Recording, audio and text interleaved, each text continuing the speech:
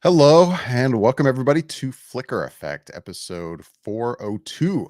We are recording and broadcasting live on Monday, April 25th, 2022. I'm David Lott. Joining me as always is Bobby Jackson. How's it going, Bobby? It's going great. How are you doing? It's better now that we're actually on the air. Indeed. I'll get to that in a second. Also here, Michelle Hillard. How's it going, Michelle? Hi, everybody. Hello. Yeah, we have we were supposed to be live on the air about 30 minutes ago. If you've been actually waiting to watch us, first of all, thank you. And apologies. Apologies that it's taken us 30 minutes to get on the air. We've had some technical problems. And if for some reason Michelle's camera just freezes, she'll just keep talking. It's fine. Just make awesome faces throughout the show so that I know I should be really dramatic and I'd be like, yeah, her. Yeah. That's the very definition of careful, your face might get stuck that way. Right. And it probably will. Right. Hey. That's the way it's going tonight. This week, our featured review is Robert Eggers' The Northman. We'll be getting to that later. Looking forward to that. In the meantime, first, how's everyone's weekend been? What have you guys been up to?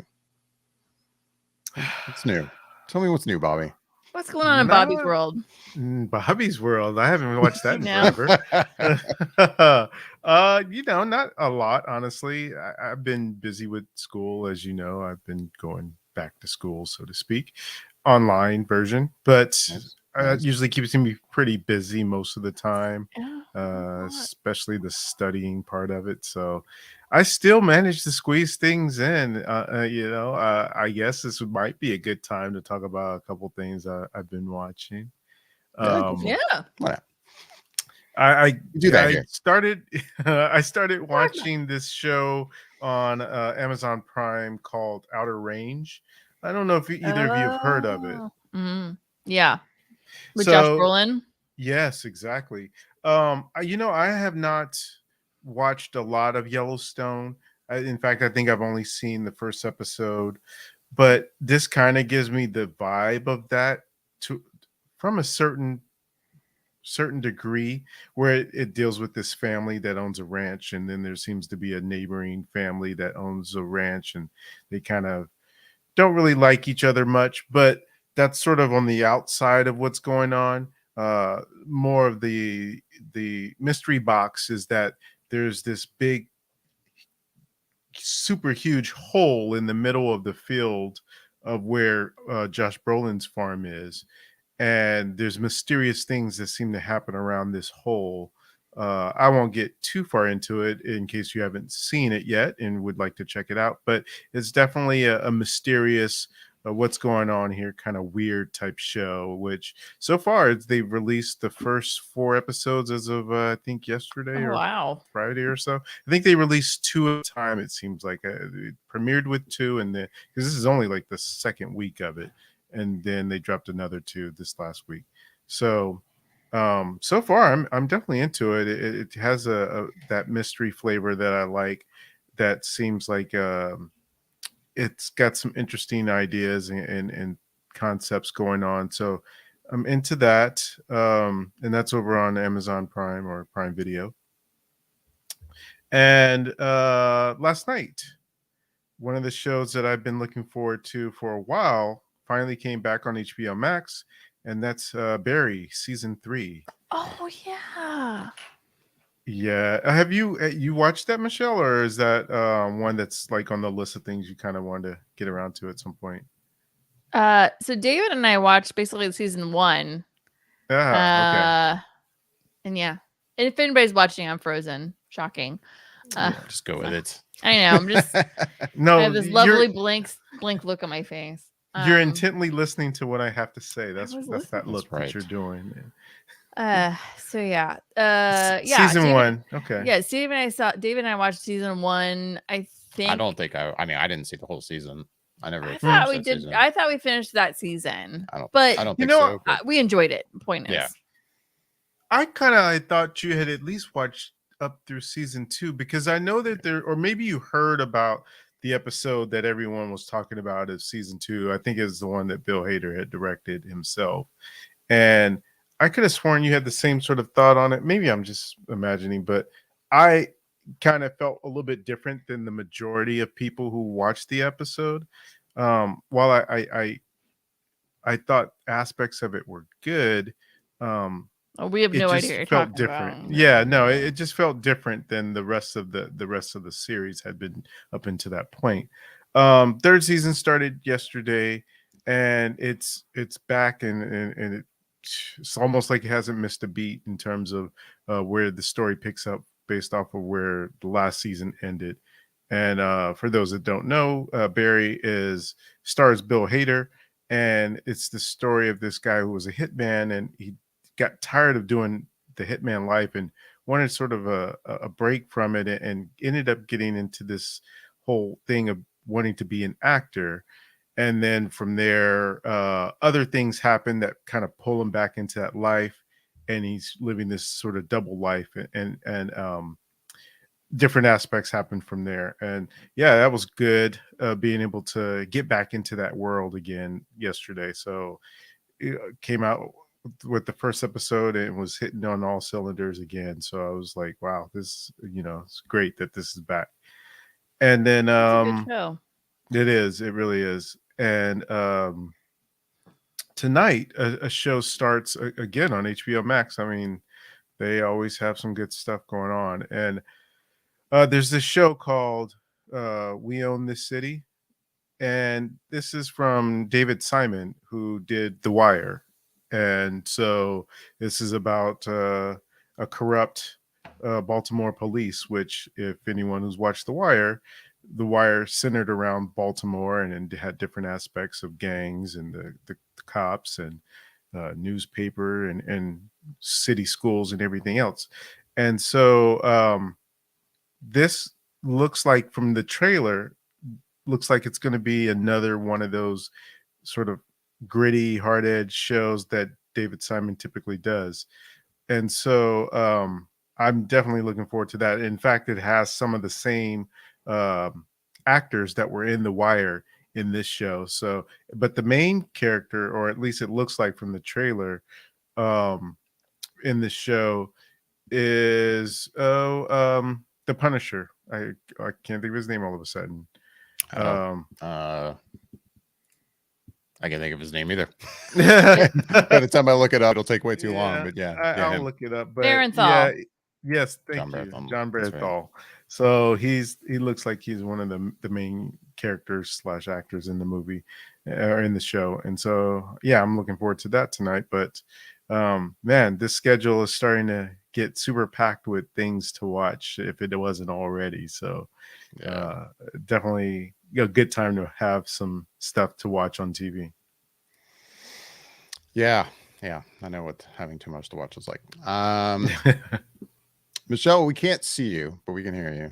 Your camera is still giving us issues, but it's a situation. It's a thing. It's a thing. I mean, I could leave that frozen image of you up, but I won't do that. No. That's all right. With that, Michelle, you haven't watched anything new lately, have you? Nothing new. Got your Downton Abbey tickets? I did get my Downton Abbey A New Era tickets. May 19th is when I'll be seeing it. I'm very much looking forward to seeing more Downton. It's, I will say, like, it doesn't escape me that I'm like, oh, it's just mushy British drama over absolutely nothing, but I love it. It's my like little guilty pleasure. I love me some Downton. I'm very much looking forward to seeing it. Nice. But we did. The only thing I could say that I watched this weekend wasn't on TV. It was an event that I went to with you. Yeah, we went to. I haven't seen a comedian live on stage in a while, but we went and saw Nate Bargatze, who's here in Orlando, which I only really even knew about as of like the last couple of months or something like that. Of him Like his or of the existence show? of as a comedian. Just of his existence. Like we came across randomly one night his, I think, most recent Netflix special, or maybe it's his only one, I don't even know. And watched that. It looked like it was recorded during the middle of the pandemic, like 2021. Yeah, like it was on a stage that looked like it was in Universal Studios Hollywood. Yeah, I believe so. Like out in the park or something like that. Anyway, it was good. It was nice. Like I said, I haven't seen a comedian live on stage in forever. He had a couple opening comedians that were pretty good. I don't remember their names, but I enjoyed it. It was fun. Would you? No, I agree. Like it was really nice to see a comedian live. Again, I haven't seen a comedian in a long time. And yeah, like it was interesting. Like when the show ended and we were leaving, I'm like, man, that just felt really good to be in a room full of people just laughing their butts off. Yeah. Like it was just nice. It was enjoyable just to be laughing at something. And I don't know. It was really, I think we as humans, we do actually, there is something about laughing. It's good for us chemically in our brains and our bodies. And I was like, man, I feel really good. That was really nice. He was funny. And I laughed and I'm happy about that. Like, I was very, very content after that. And he had a really good show. I thought he had a really good set. He did. Actually. You bring up something, Michelle, that I actually was thinking about over the weekend when I was out and about doing a little bit of running errands and stuff. And it made me feel like, you know how I know the human race is doomed? And it's yes, we do. Please go on. It's one of two. It's one thing, and it works in a benefit, and it also works in a deficit or as a negative, and that's our ability to adapt. And in a lot of ways, it's a good thing that we're able to adapt to things and take new situations and circumstances and make it work. But it also can become a negative because I was out over the weekend, and like I said, I was doing a little bit of errand running. And as you know, and most people watching this know, where you're at, there's pretty much no mask mandates. You wear it if you want to, you wear it, you don't have to. And I'm just sort of like observing people. And you would think that a pandemic never ever happened in the way that people behave. And you would think in some respect people would have a little bit of a reverence and respectfulness in terms of what everyone just went through and are continuing to go through within the last couple of years.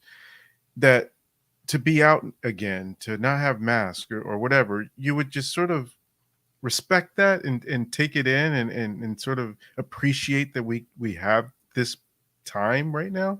Right. But I swear it felt like it never happened because the rudeness, the outright like people who the feel audacity. like they're owed stuff. Yeah, it's just like I just was like, man, a year or so ago, we couldn't even be here in this store right now. And you're acting like all just so negative and nasty. Just like it was just amazed me. I was like, we got over it like it was never a thing. And it just feels like, well, I didn't think it seemed like it made the human race better for having gone to some sort of collective thing in this way. And it just feels like, if we don't learn from things, then how are we ever supposed to get better as a race, as a society? a planet. I don't know. So it just hit me over the weekend. And then and it reminded me of it when you were saying you were out at the concert and you were enjoying being out and being a part of things. And it was just like, yeah, I enjoy that too, but I don't know that everyone appreciates it in that way. Right. Right. Yeah. I mean, like, I see people getting in each other's faces over really dumb things still. And I'm just like, man, guys just need to chill out. Jesus, you know, like I still am kind of cautious of how close I stand next to people in line for things. And I still kind of try to give them, and I've always been a personal space person, but I definitely try to be cognizant of it. Or like if I have to talk to a waiter or a waitress or somebody, I try to not just, you know, if I can't hear them, I'm trying to make sure I'm like using more of the side of my face and my ear and not just putting my front of my face with my mouth and my nose so that it's in their face to hear them. Like I try to be not as in people's space as much for my health, for their health. Like, and yeah, like I appreciate it every time we get to go out to go see a movie. You know, we've seen a few concerts even in the last year, and you know, we got to go see this comedian and there was nobody wearing masks. And I was kind of at one point thinking, like, man, I know not everybody in here is vaccinated. Right. Like, you know, it's and I appreciate that I have that freedom in it, and I'm glad that we can get a little bit more back to normal. But it makes me sad how quickly we've gotten back to normal and our norms have just taken back hold again. Yeah. Anyways, the comedian was good. The comedian was good. It was a busy day. It was record store day that day. I spent way too much money in my local record store. Do you play records? Yes. Oh, yes. Oh, nice. I have I wouldn't say like a huge record collection, but I have a decently growing record collection at this point. Probably, spending too much, more than I should. Then, I mean, I don't mean to make it sound like I'm dropping crazy money on vinyl, but no, I enjoy listening to vinyl. Okay, so when I think about records and just overall that ability to listen to a record, there is a certain nostalgia aspect that kind of comes along with it to me in terms of listening to a record. And mind you, I have not listened to a record in this new era of where vinyl has kind of become revitalized. But I always imagine that, and you can correct me because I'm pretty sure I'm wrong, but does a record get loud enough in the way that you can have a surround system with popular music? And can you hook a record player up to like a surround sound? Or I don't even know how that works now. I mean, you could. I wouldn't.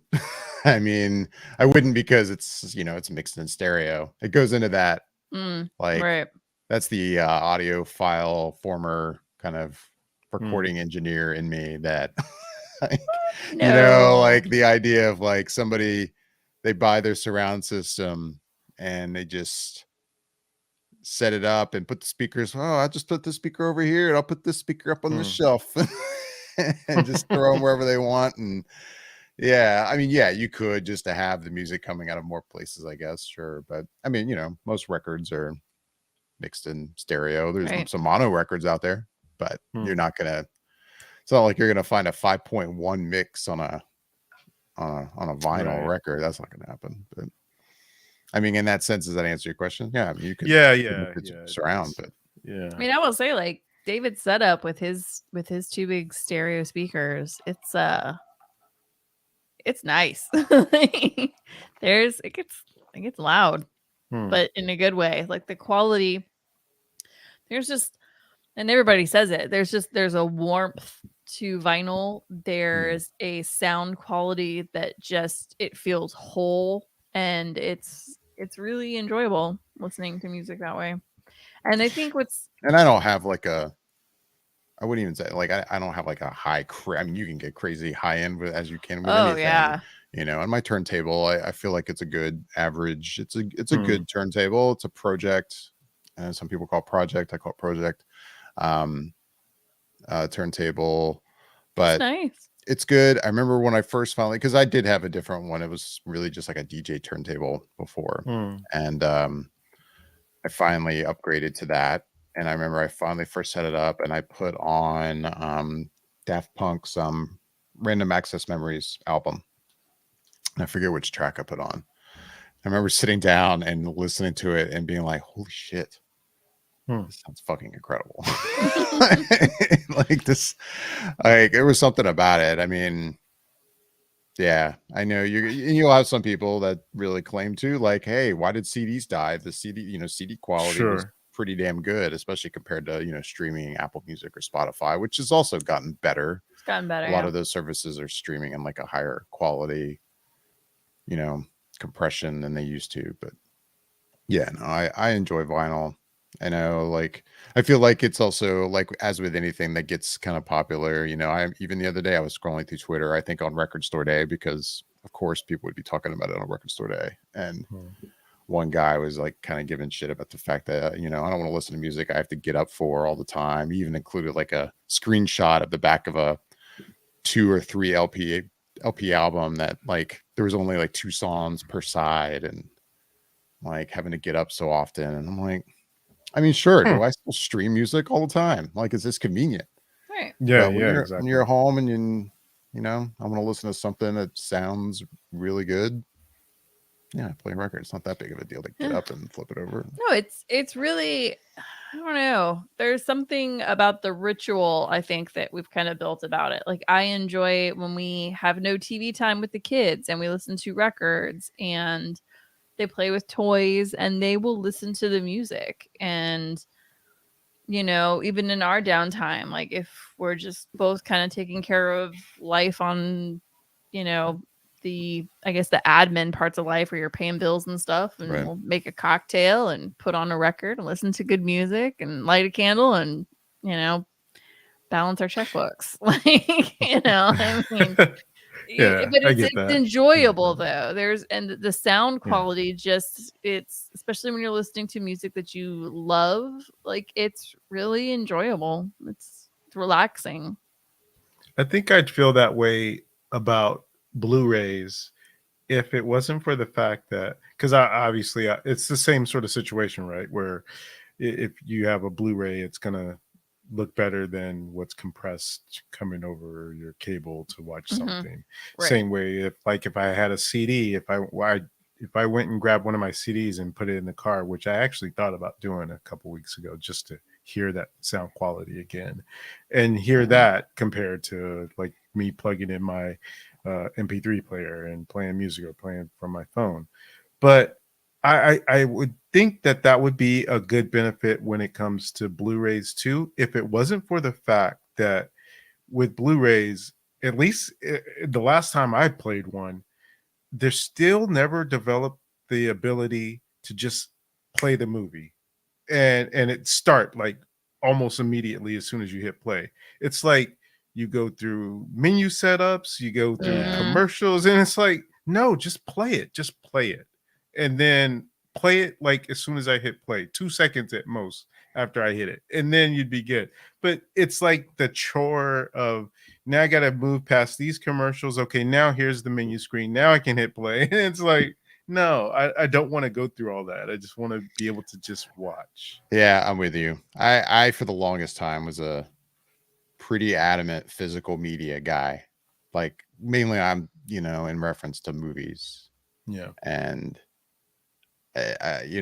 well past a lot of people. A lot of people were, already streaming everything and probably looking at people like me going, why are you still buying these? And it was also the collecting part of it. Like, going Sure. and buying a cool steelbook version of a Blu-ray or 4K Blu-ray and they look nice on the shelf. And because it's a movie I truly love, I kind of want to add it to my collection. But I mean, as someone who's in the Apple ecosystem and has an Apple TV and has an iPhone, and like I've definitely at this point just completely converted to just buying my movies from Apple.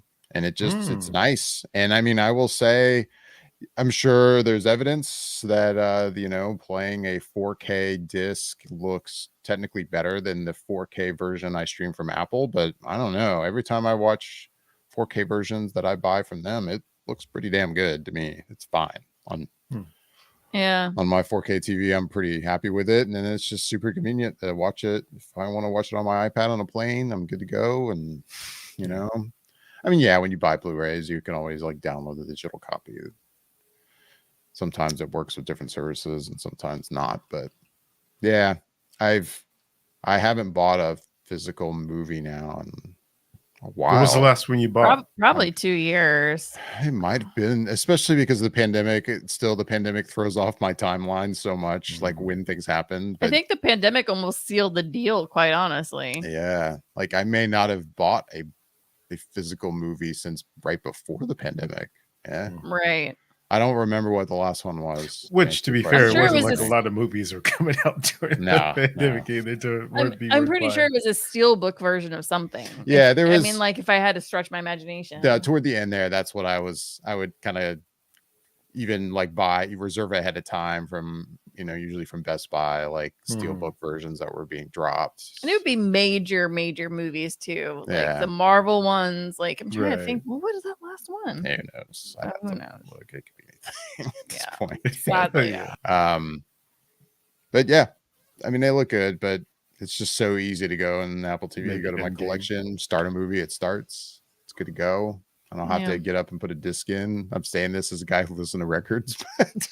Right. I think it's kind of like what Bobby's saying. Like you can't skip the screen. Right. Like you're clickety click and you click and you click. And then sometimes you're watching the little thing load and you're like, dear God, just load. Like yeah. And also I'm going to say this as a guy who listens and collects records now. It's like I'm also getting to that age already where I'm like, all right, I've over my many years, I'm saying that like I sound super old. I know I'm not, but I've collected so much stuff. I'm definitely getting to that point of like, I need to start purging things. Like I'm not ready to go full minimalism. I have all this crap on the shelf right behind me right now, but I don't need to also collect, Blu-rays that I have to find a home for. Like, no, I can just store it on a hard drive or stream it off the internet. I'm good with that. I'm much happier just keeping records and books. Like, and it stinks because you and I have this whole like talk about the pop vinyls. Like, I love pop vinyls and I like collecting them, but my God, there is no place to put them. Like, you can put them on that bookshelf back there. Just throw away all those books, purge all those books, and then just put some pops there. Yeah, that's actually probably gonna happen. I'm not gonna throw away the books though. I'm just gonna no. But like, it's just it's like. I gotta stop collecting stuff somewhere. At some point, the collecting of things has to end, right? True. Like, but speaking of physical copies of things, and I haven't mentioned this to you, Bobby. Like, I've enjoyed listening to the audio versions of Star Wars books. As you know, I've listened to them through Audible, and the production quality on a lot of them is usually even pretty interesting and good. And but now I've gotten to the point that I'm like, I listen to enough podcasts and such that I'm like, when I do decide, okay, I'm going to listen to an audiobook, then I'm like, well, I don't have time to listen to these podcasts because I always do this while I'm driving, right? So I'm like, actually, I think I'm going to try to read my first Star Wars book. Like, I haven't actually physically read one. And then I was like, I own a Kindle. You would think it makes sense. It'd be green for me to like just download it to my Kindle. And Michelle, you've recently been reading more physical books. And that also made me kind of aware. I'm like, I do kind of miss reading from an actual book. So I physically bought and I started it from the beginning again because I had started the audiobook, but I never finished it. The first of the High Republic series. I think it's Light of the Jedi. Yeah. So I'm making my way through that and I am enjoying reading that. One, just reading it instead of listening to it. I am enjoying that. I'm not listening to the reader's interpretation of all these voices. I not to disparage that. I do enjoy the audiobooks, but it is kind of nice to read it. I feel like I'm taking it in better than when I listen to it while I drive. And then, I am enjoying the physical book. It's nice to be like, yep, I can see how much I've left and I don't know. Well, and I think, and again, like I'm kind of, I guess I'm clearly just like am a ritualistic person. Like it's nice to like put on a vinyl record and have a cocktail or cup of tea and curl up with a book, and you're listening to the music and reading this book, and it's lovely. It's really nice. You feel very enveloped by the comfort things. And, I've always been a big reader. College, I got way burnt out after college because I read a ridiculous amount. And I took a few years off from reading. And then I kind of got back into it again with having a Kindle. Well, actually, I think I had the Barnes and Noble book. What was that one called again? The Nook. I had a Nook forever. And then Gosh, I got wow. and then I got a Kindle. And then recently I've gotten back into physical books and I love physical books.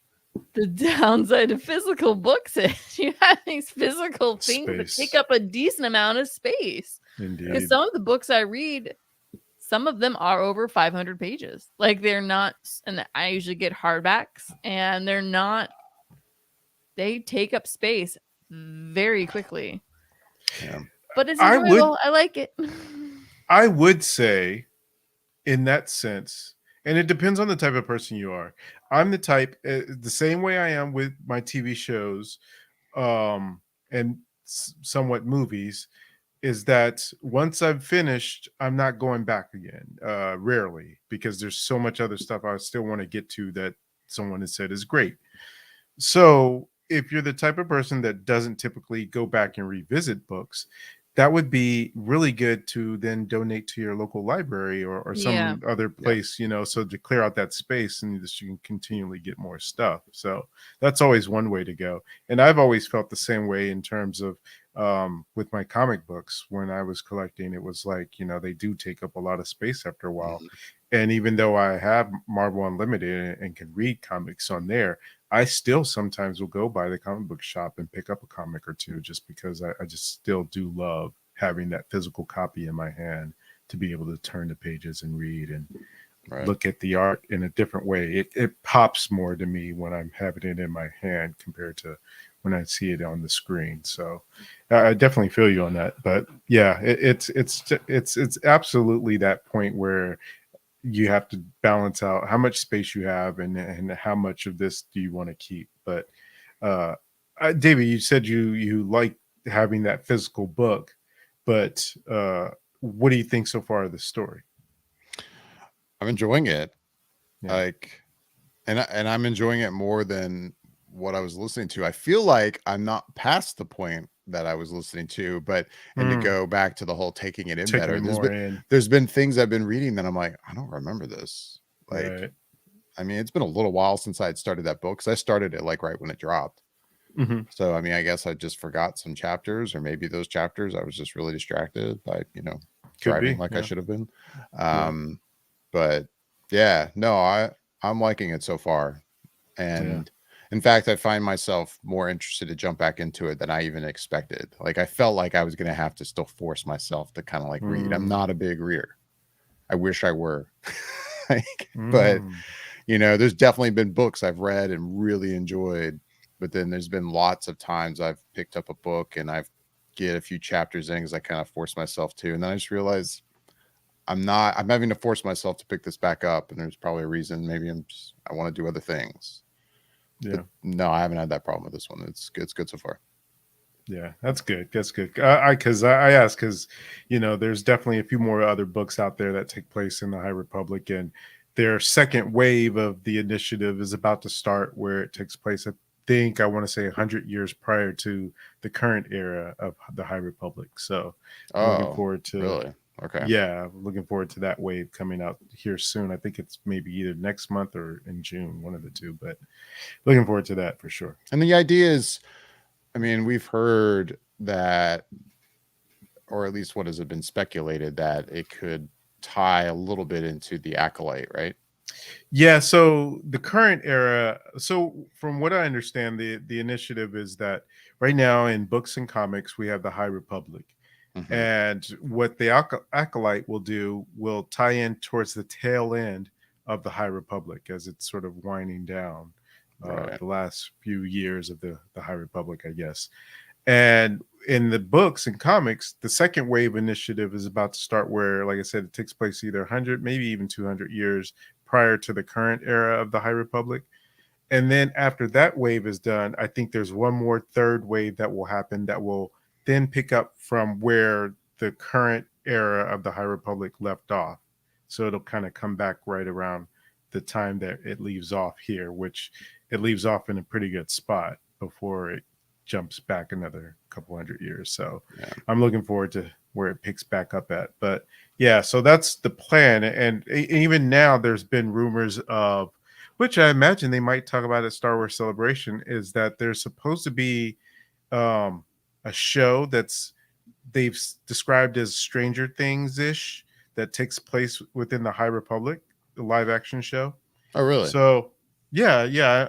I didn't know that you hadn't known about that, but yeah, there's supposed to No, I be don't think so. people are speculating that it revolves around three of the main characters when they were younger from this High Republic era, but that Okay. hasn't been confirmed anywhere. Um, so from what we do know is that it will take place in the High Republic era and I have a Stranger Things kind of vibe to it. But looking forward to that too. And I know we have a review to get to here in a minute, but since we're talking about this, it makes me want to ask a question I've thought about. Like, do you ever find, I think especially with the comics, like the Star Wars comics, which I guess are now considered like some of the more recent Star Wars runs that I guess are considered canon, Mm-hmm. that they're telling stories that I almost wish they weren't telling in the form of a comic book. Like I wish like the prime in storytelling that could be done in live action. And I say that, and I love comic books, and it's nice that they don't just do everything on live action storytelling. Like they do a lot of animation like Rebels and Clone Wars, but then Right. like I the one thing I think of is the Darth Vader run. Like it seems like there's still a major desire to see more live action Darth Vader, and there's only so much timeline there to explore with that character. And like I've read stuff from that Darth Vader run and been like, oh man, this would make a great show. You know, I mean, maybe the production would be ridiculously expensive to do this, but I'm like, part of me is like, oh man, I'm almost bummed this is a comic book because I guess technically it's canon, right? Like they're not Yeah, going to it is. remake a canon thing for live action. I don't think they've done that yet. No, they haven't, but they've taken elements of canon books and sort of reforged them to live action, and in doing so kind of sort of retcon the books.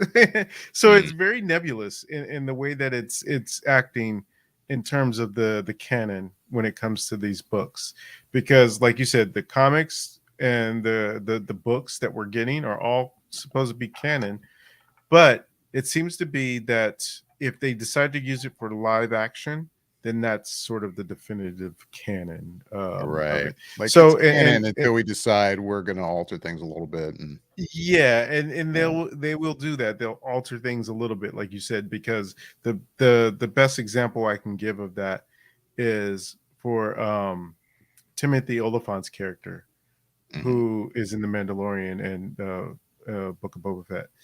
He was made an appearance in the Chuck Wendig novels, Aftermath, I think it was called, the books.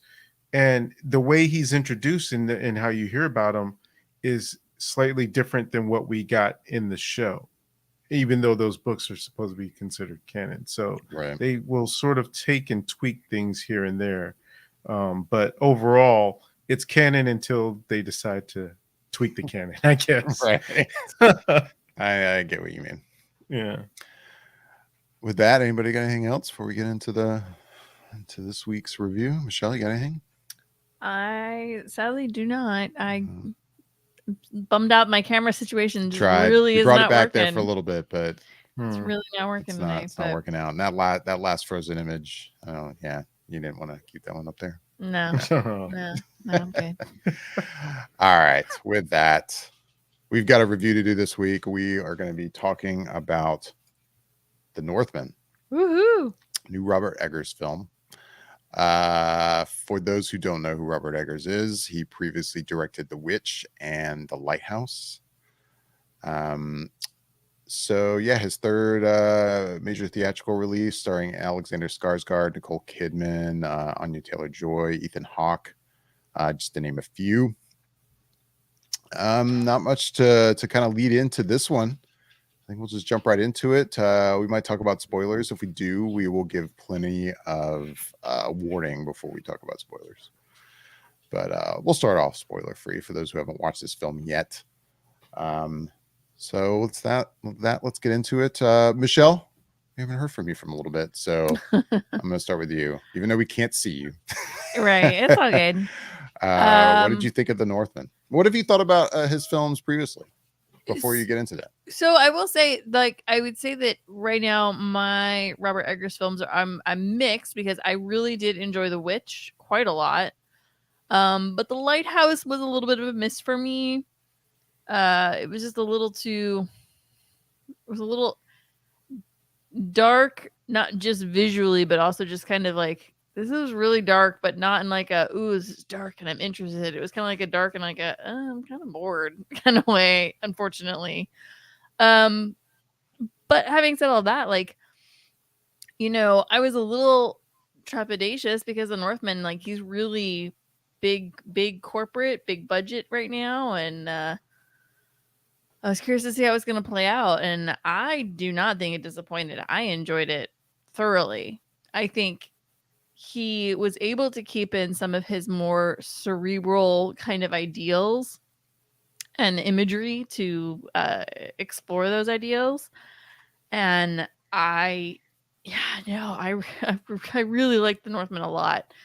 It's interesting and captivating. I love the Norse mythology, and he really digs into that. And I think he does a really good job of explaining some of the things. And I don't know. I was really into the story and the way the whole story played out. Like, it from start to end, I was very happy with it. I mean, I guess maybe if I were to look at it, I could say, yeah, it was kind of a little bit of a longer film, but I think about what I would chop out, and I'm like, maybe like bits and pieces of like seconds that might add up to about 7 whole minutes of the film. But right? like, that's really getting nitpicky. Like, it was enjoyable, the whole thing. No, yeah, I'm a fan. I I thought everybody was really quite brilliant in it. I mean, obviously Alexander Skarsgård was exceptional. I mean, he's the main person you're watching from the vast majority of the film, and he's really, really good. And I will say, I kind of kept marveling at just how big he got in this. How, like, I feel like his shoulders were a character onto themselves. No, it's really good. I'm very happy with The Northman. I actually recommended it to somebody last Friday, and they did go see it over the weekend. They were like, that film was good. I'm like, I know, I told you. Maybe I know something. Yeah, no, highly enjoyable. Definitely recommend. Bobby, what did you think of The Northman? And also, to ask you first, your Robert Eggers history, if you will.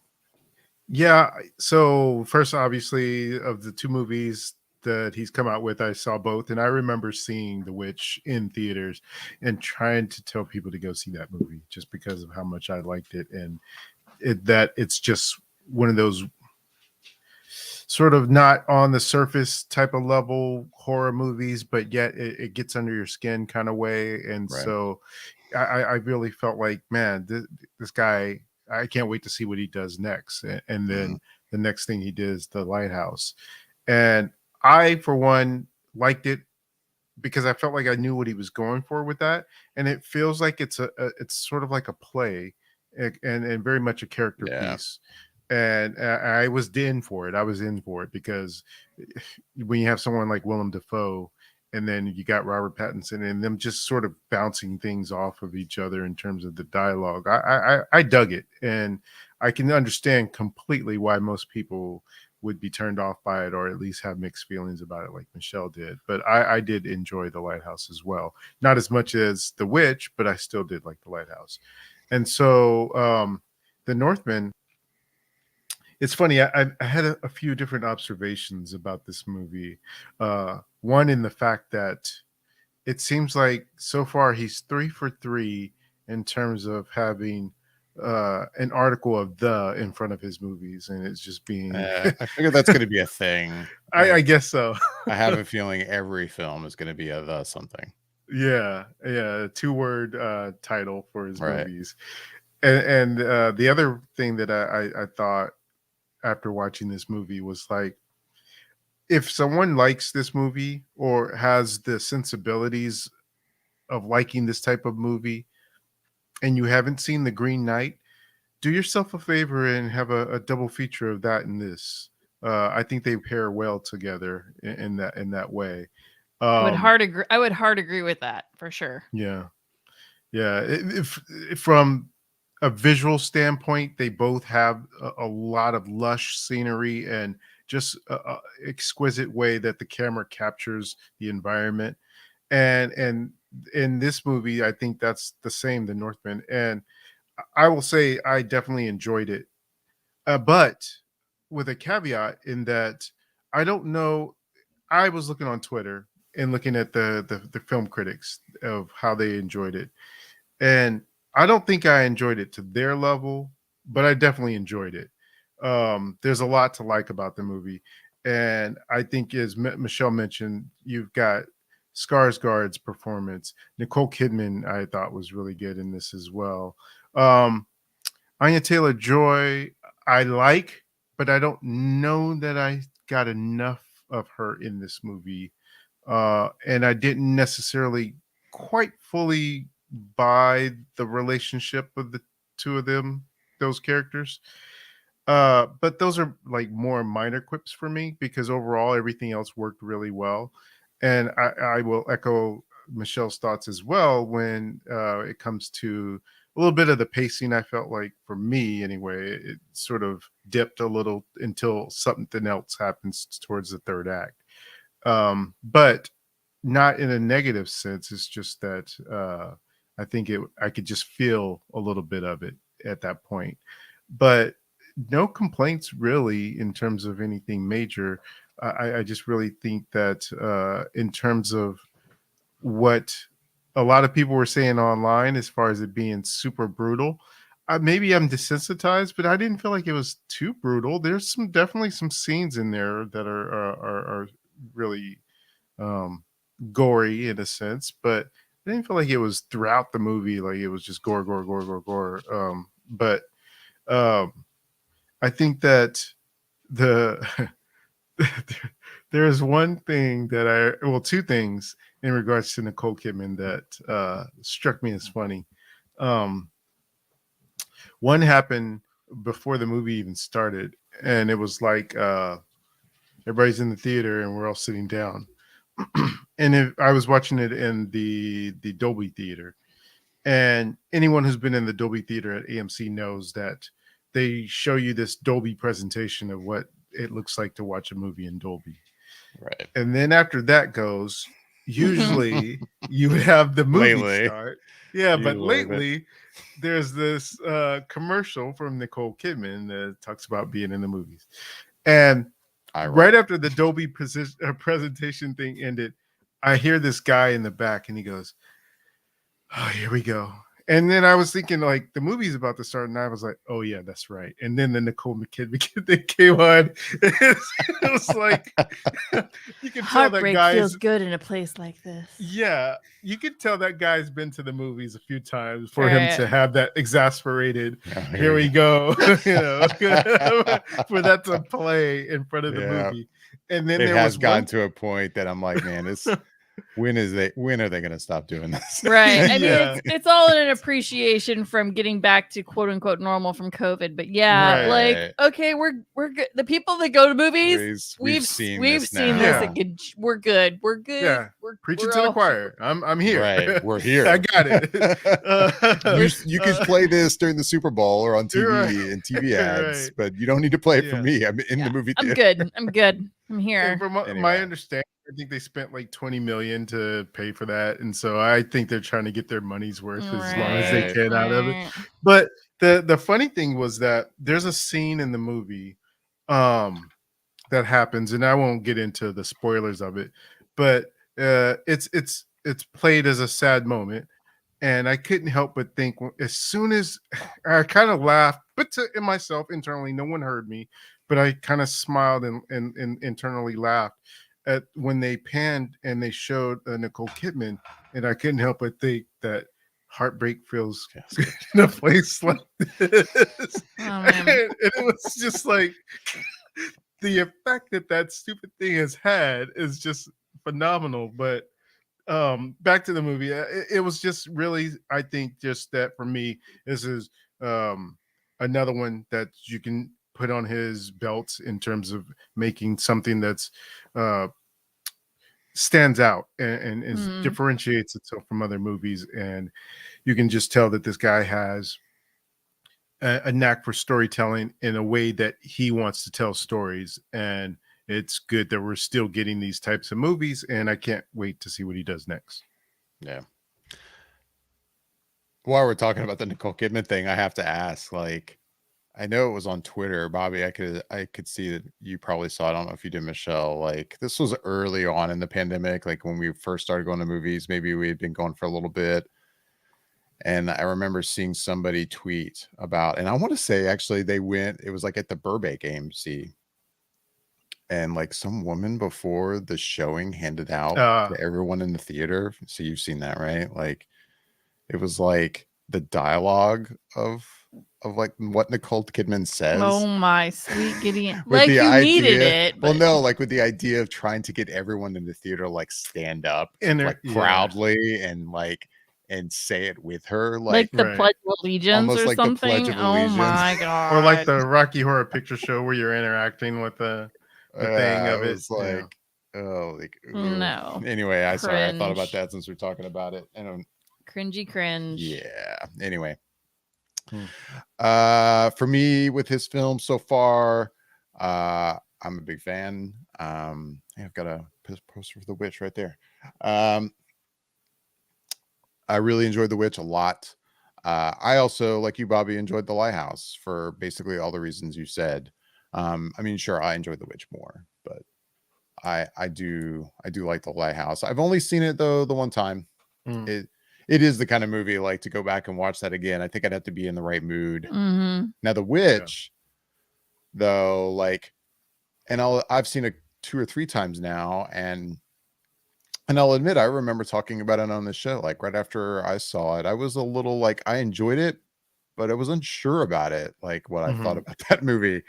And it took the second or third, viewing for it to really settle in. Is like, okay, this is a really great movie. Good filmmaking. There's certain films like this that just I think take sometimes a couple viewings or just time to sit with you, but I think at least a second viewing for you to really truly appreciate things about it, or maybe things about the story to like really settle in your brain. And there's a part of me that thinks The Northman might be the same thing for me. I really enjoyed The Northman a lot. But I could see I will make a certain effort to like watch it again before we do our top 10 show, for example, because I could see a situation where I'll watch this again and maybe again, and I'll enjoy it more and more every time for different reasons or things I didn't notice. But, I'd heard it like leading into it. We've heard stuff about the production, how this is really like his first film that's really made for a wider audience, if you will, a bigger budget, kind of more of a studio film, but still a Robert Eggers film. And that's really how the movie feels. Like I saw one person refer to it as he made his Gladiator. And in a way he did, like, but it also, I think, takes a movie like The Gladiator or any revenge film, which a lot of times glorifies the idea of revenge.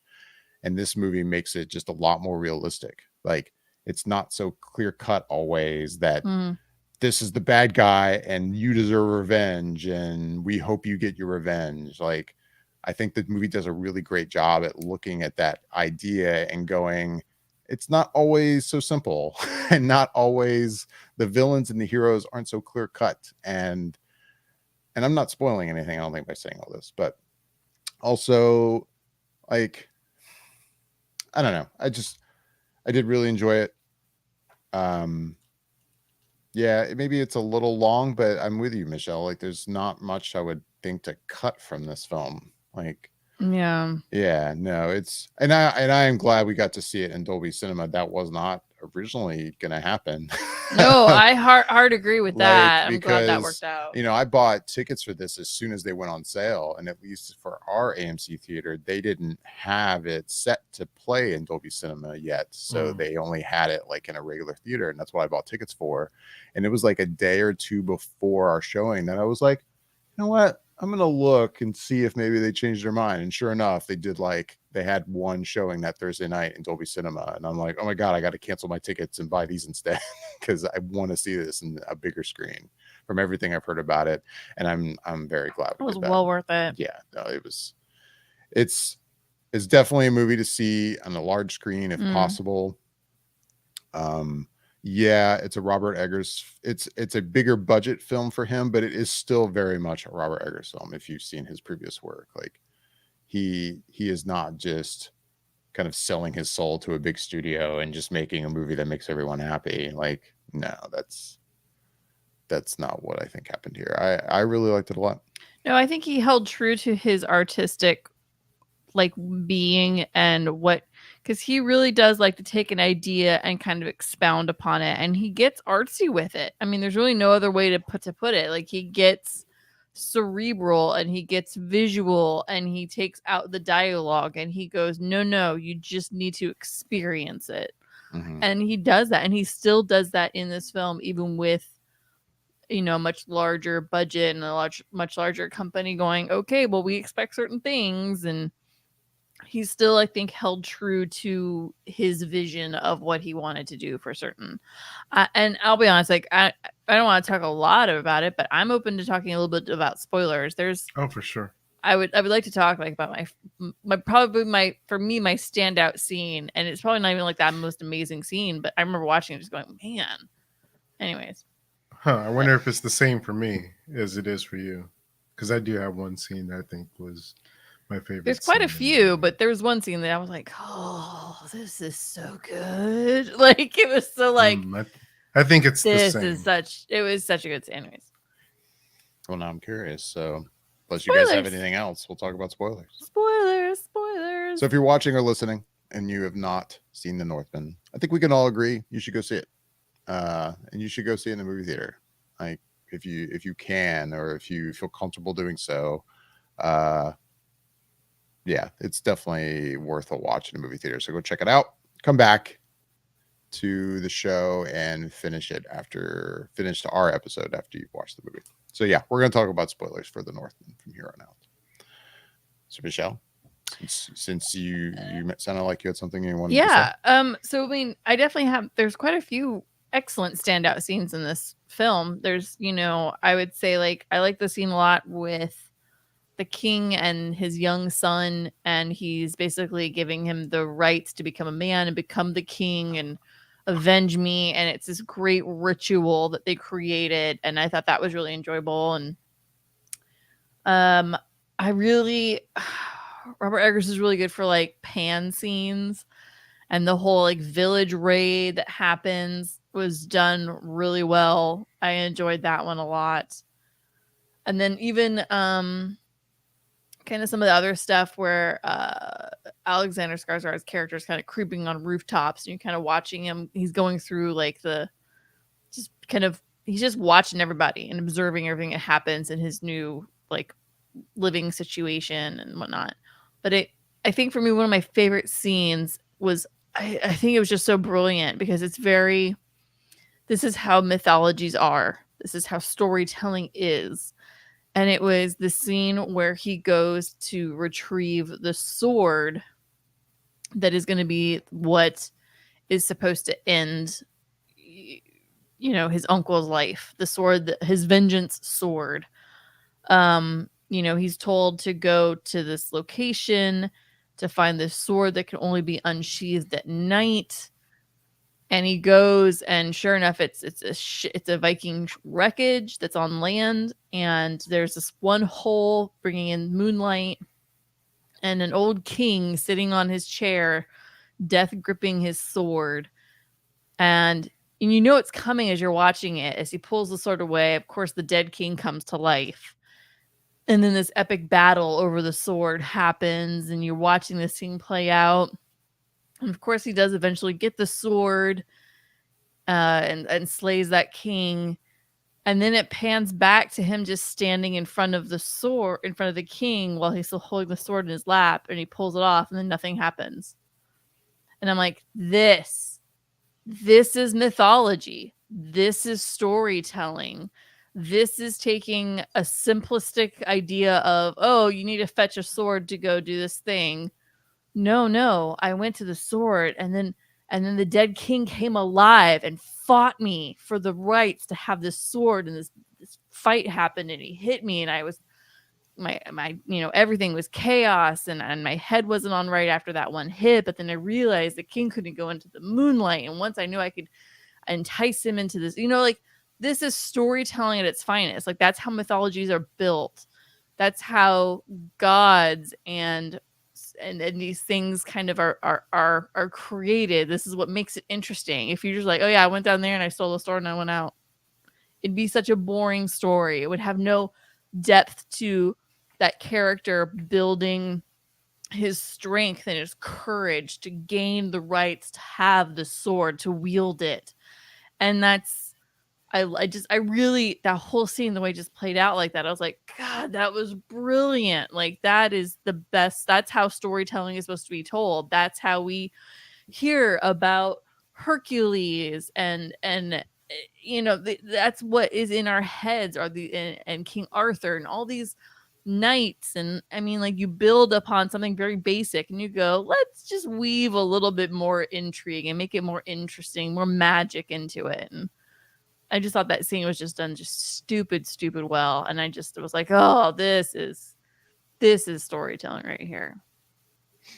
Is that what you were thinking of, Bobby? Or? No, actually, but that is a good scene. I agree with you, Michelle. That is a good scene. No, the scene I had in mind was again, I mentioned how the pacing and sort of the movie kind of dipped for me a little bit, and it picked up for me at a certain point. And that point was when essentially the twist happens, where you find out that Nicole Kidman's character, his mom, didn't just go with the uncle unwillingly, but she went with him willingly. And not just that, but just to dig that knife in a little bit further, and says that she told the uncle to kill him too as a child. And it was just like, what? Because when I was watching it, I imagined in my head, as the story's going, it's like, well, maybe, after all these years, yes, she was forcefully taken, but maybe she grew to love him, and now she's faced with this decision, because now she doesn't feel the same way she had felt so many years ago. But they didn't even go that route. They just was like, no, she straight up didn't like her husband in the first place, played by Ethan Hawke, and that she just despised him and despised the kid that she had, that she didn't want to have in the first place. And so it was just like, wow, okay, you got me now. And I'm sitting up in my chair and I'm like waiting to see how this is going to all go down. And what I really enjoy about that scene is the way Nicole Kidman plays it, and you can just feel her disgust with him, and this disruption now that he's caused into her life. And you can also see on Skarsgård's face the shock and the disbelief, and all this that he's gone through then this whole time to try and avenge his father and save his mother, and now to be hit with this news. It was just played so beautifully between the two of them, and it just really hit really well for me. And just also the character of Skarsgård, Omelette, I think. The fact that this guy, as I think you may have mentioned, David, that you don't necessarily, there's grays, because this guy does some reprehensible things and is a part of reprehensible things that he just turns a blind eye towards. but yet you also follow him on this mission because you followed him since he was a kid and you want to see him take his revenge. But then you go to find out that his uncle wasn't doing these things unprovoked, unwillingly, and that there was an essence of a reason behind it. And so it's like, well, is he bad for trying to free the queen from this life that she didn't want to live, and this king that's also done terrible things as well? So it's like you don't really know exactly who's at fault, who you should root for, who you should boo against. And I think that all plays well into the way that they do the film. And ultimately, I still felt myself siding with Amleth just because of the story that we got introduced for him and under his circumstances. But I also felt like I was at peace, in a sense, in the way that it ended, and that he did get his revenge on his uncle, but at the same time, he couldn't keep going on, and he was prophesized to not live or whatever after that. But I felt like that was a good way, sort of, to end that cycle of like, Right. this family history of doing it the wrong way, and to then have Anya Taylor-Joy's character have these twins. You feel like she's going to raise them in a proper way, in a better way than ever the way that, the circumstances were around the way she was and the way they're around that Amleth was. So I think I felt at peace with the way that the whole thing ended. Yeah, like the story that you're following in this movie, you definitely still feel satisfaction, I think, with the way it ends for him, our lead character. But, you know, he's still just another like link in the chain of constant violence that's going on in this world. Right? Yeah, maybe he feels justified for the revenge he's seeking, but it's still just, I mean, for one, it's probably just a terrible place and time to be alive. Oh yeah. Just like, and he's just another part of it. Even if usually in revenge stories, like, oh, the person seeking revenge is totally justified, and we want them to slaughter everybody and kill that final bad villain, and it feels so great when they finally do. I think in Robert Eggers and his desire to make an ultra realistic story about this era, which I think he does his best to accomplish. This is a part of that too. It's in a way like deconstructing the revenge story. Like he's going. It's not always just that nice and clean and perfect. And yeah, like you said, he's not a great guy either, and has done some pretty crazy stuff. And yeah, I think it ends in a way where you're happy with the way it ends, but it's complicated. Yeah. Sure. I think he sets it up well with the mythology, and then the basically this the guy who's playing the fool / the fortune teller, you get all these like people coming in and telling him this is what the future is, this is the prophecies that lay ahead of you. And based on what he knows of the prophecies that's been given to him, he has to make a choice, and I think he makes the right choice. I mean, like, he's saying, I need to put an end to this so that my children can have a better path and they won't have this hanging over them. And yeah, no, it's really enjoyable. It's a really good film. Like, I wish I had better words to explain, but I'm like, oh, it's just done so well. No, it's like, like I said, after seeing Everything Everywhere All at Once, and hear me out, it's not quite the same. Like that movie, I walked to that movie theater, I could have turned right back around and walked right back in and watched it again, and that almost never happens. It's like, even movies I really enjoy, I'm like, I'll see it tomorrow, or something like that. I'm like, I'm like, oh my God, I can watch this again right now. And I'm not saying that's the case with the Northman, but I did feel like, oh, I could watch this again tomorrow. And in fact, I would enjoy it. I would like to, if I could. like didn't have it in my schedule to watch it immediately again, or Yeah. again that weekend. But I'm looking forward to watching it. But the I'm second looking time. forward to watching it a second time for sure. And like I said, I'll probably watch it a couple more times before we do our top 10, you know, to see if it makes my list or where it would sit if it does. But yeah, this is a movie I'm looking forward to watching again for sure. And that says something about it. I mean, right now, you know, if you were to ask me, hey, so then where your 3 Robert Eggers films sit? I mean, I'd still say The Witch is my number 1, and this is my number 2, and The Lighthouse is my number 3. Yeah. Maybe that'll change after I watch this a couple times. Maybe I'll love this. I don't think that order will change, but anything's possible. I'm looking forward to my second viewing of this. Because I think the first time you watch it, there's so much visually that kind of comes at you sometimes. I'm looking forward to kind of watching it and really kind of get into it and deconstruct it a little bit more even. But, like the scenes of the Valkyrie taking him off is really enjoyable. And there's just a lot to unpack. And like the way he just has it all unravel, it's just all done so well. There's so many good scenes, and it's good storytelling at its heart. It's good mythology building for a Norse story. If you're trying to, create a revenge story or a Herculean kind of story in the Norse way, this would be kind of it. He goes on a quest to find himself, and then he goes to revenge his father, and then he realizes that's not what's happening. He's actually a cog in the wheel of a greater picture. And yeah, it's good.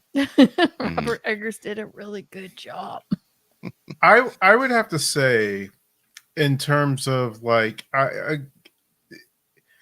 I mentioned earlier the Green Knight, and it's because they have this vibe that I feel like is similar. Yeah. And I was going to agree with you on that too. I know, Michelle, you chimed in, but yeah, like I also thought pretty much the same thing, that like there was a similar vibe between the two films for sure. And I feel like you guys said, I would probably want to watch this a second time. But even though I've only watched the Green Knight once, I still feel like I might pull that one a little bit over this one for myself. I'm not sure why specifically, but I do think maybe the storytelling is a little bit stronger in the Green Knight for me, maybe. But yeah, they definitely would make a good piece. But Michelle mentioned something that at this point I'm still a little bit curious over, that I don't have an answer to, and I haven't looked online for one. But the Valkyrie had braces, right? From what it looked like she was wearing braces, and I was like, wait, what? Now I'm trying to remember. I feel like it was part of the chain connecting her headdress from ear to ear, and it was just in front of her face, and the way it lined up is a little bit in front of her teeth. Then that would be like roars. I know, because I've seen a still image, and that was my first thought when I first saw a still image. But watching the movie, I remember I had a moment watching that scene going, oh. And yeah, I think it's like a chain that links her headpiece from side to side, and it just kind of goes across. Instead of going like under her chin, I think it's riding there, and then she's of course charging on, and she's roaring into the heavens with him. I mean, I could be 1,000% wrong. She could be wearing braces. Robert Eggers does some fun stuff. Yeah, so it's a chain of her headpiece. But it does look the like top on her teeth. the top teeth. Oh, the grill there. Yeah, she does kind of look like she's wearing braces. Yeah, it kind of does. I don't know. I saw that, and I was like, wait, what? I literally said it twice, because I was like, now that I'm actually looking at it. I was like, maybe he just really wanted that actress, and she was wearing braces, and he was like, I don't care. It makes it more interesting. It adds depth to the scene. I don't know. Robert Eggers does whatever Robert Eggers wants to do. I don't know, though. There's something about like... Is it just dirt? Like, is it dirty teeth? No, it's not dirt. I mean, it's definitely like a line. But I will say, if they were braces, I don't know how well you guys can see it versus like I'm looking at it here on my monitor. Like, they don't look like they're perfectly lined well. No. So it makes me feel like it's a purposeful, like something ornamental added to her teeth or something. Like, I don't know. I mean, the thing, here's the very little Norse mythology that I know is that the Valkyrie are basically warriors. They are warriors. They fight. They are strength. They are who carries you from death to Valhalla. Valhalla is apparently not a very easy place to get into, but they're fighting for you, for your soul to be carried into Valhalla. And they are basically going to battle for you. And so as a warrior, you should look as tough as you need to be, right? I mean, that's my only theory on that, is it gives her a tough Valkyrie edge to battle you into Valhalla, I guess. Maybe. I see an answer. Oh, you did some Googling on. Yeah. We're really Yeah. getting into this. Yeah. And we haven't even gotten to the whole CGI privates parts yet. Oh. Well, real quickly, it just says that, you know, there were some people who did ask the same question as me, and it says they're not braces. In fact, they're a form of teeth tattoo. And it says, we know that some Okay. Vikings modified their teeth. Neil Price, archaeologist and leading Viking Age specialist, Neil Price, who's written books and was a consultant for the Northman. He said what they did was file horizontal grooves across the front teeth, sometimes one, sometimes several. There are one or two that are sort of chevrons, V shapes, but mostly they're just horizontal lines. So there you go. It's just teeth tattoo to look Yeah. tough. I mean, yeah, it does. It didn't, you know, knowing how it seems like a perfectionist he is as a filmmaker, like it would seem a bit odd for him to just go, well, yeah, you have braces, it's cool. Like, Yeah. so No, that's really pretty cool, That's cool. actually. Yeah. Sounded like you touched on something you wanted to bring out, Michelle. No, You it's just touched they on said- something, said- private parts.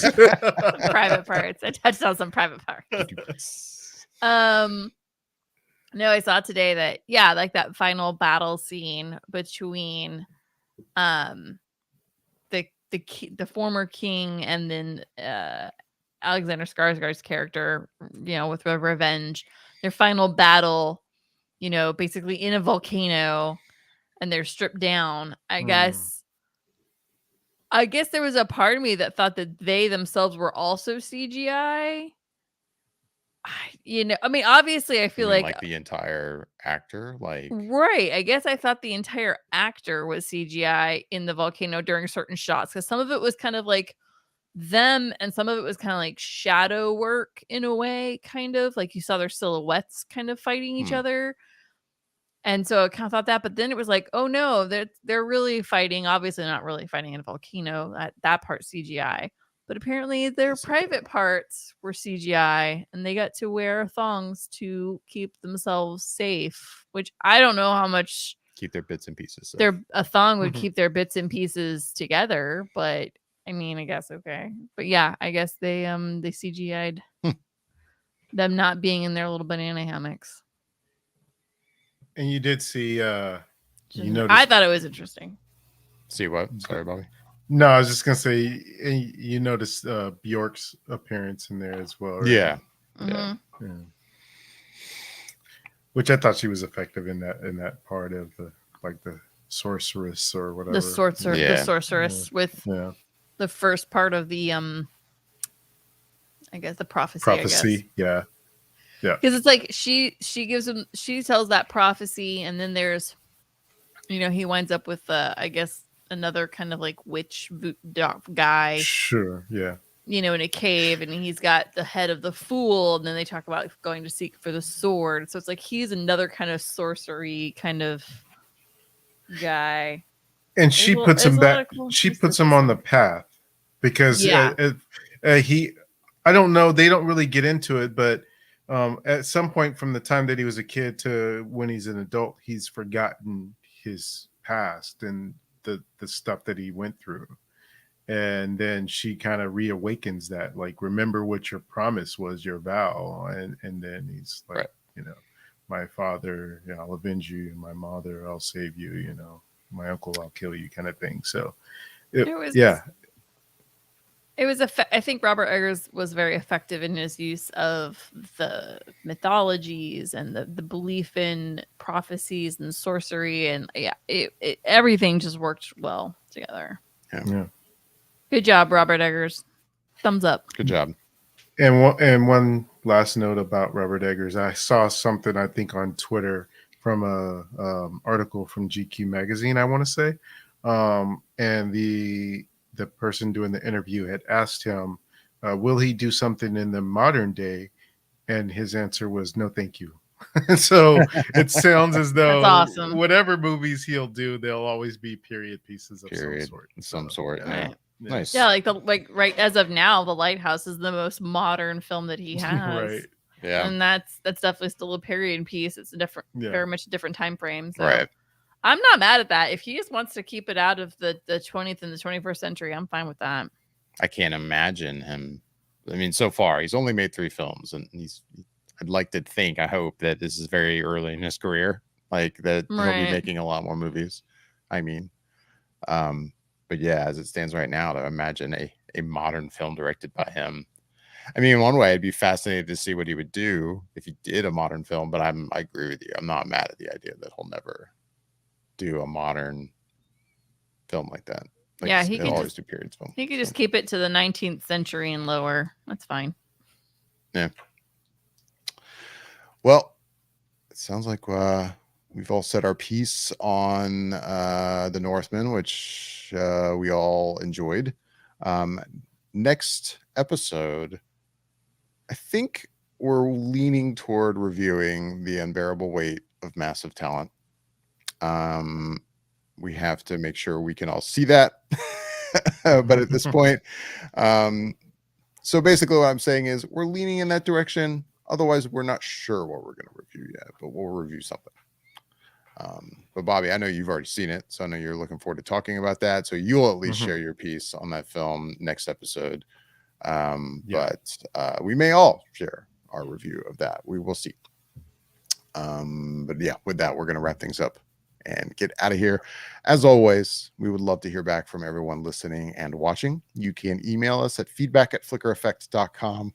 We are on Instagram and Twitter at @flicker_effect. You can watch the show streaming live on YouTube, Twitch, Facebook, and Twitter.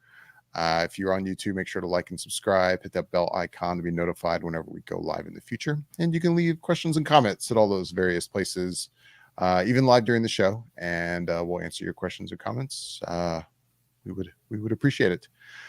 With that, I'm David Lott. Bobby Jackson. I'm Michelle, the Invisible Woman Hillard. we hope to have you back on camera soon, Michelle. Sorry that your camera did not cooperate tonight. Okay.